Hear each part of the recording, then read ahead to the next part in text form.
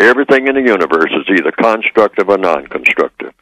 Every behavior of each and every person, each and every day, is either going to be in the constructive area or the non-constructive area.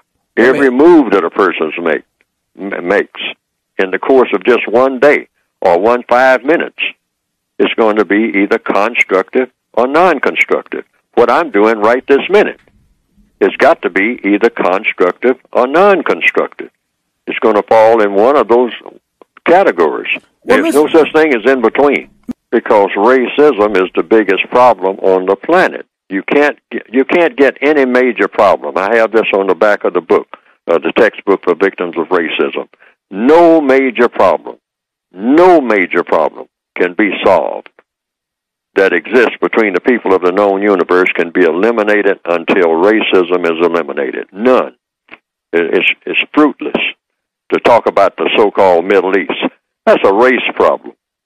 You take the race equation out of it, you take the color equation out of it, it disappears.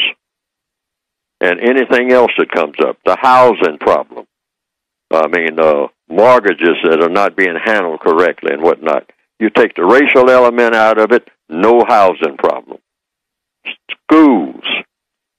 Who is going to what school in order to learn what, about what, in order to do what, and where the school is going to be, and what the school population is going to be, and what the teachers are going to look like. That's all a race problem. People in the Northwestern Hemisphere have been arguing about it since the 1950s, and really back even before then. But it really came to a head in the 1950s, and they had to have legislation about school segregation and school integration. And even to this day, that issue hasn't been settled. Based on what? A race problem. That's all the school problem is. There isn't any other element in the school problem about pencils and books and rulers and blackboards and whiteboards and desks. That's not the issue. That's not the thing that makes the school problem volatile. What makes the school problem volatile is what color the people are that are in the school. Same way with neighborhoods.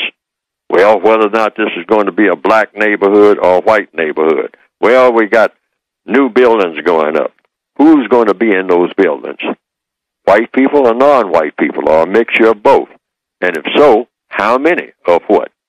And how long will it stay that way if you have a 50-50 balance in that building?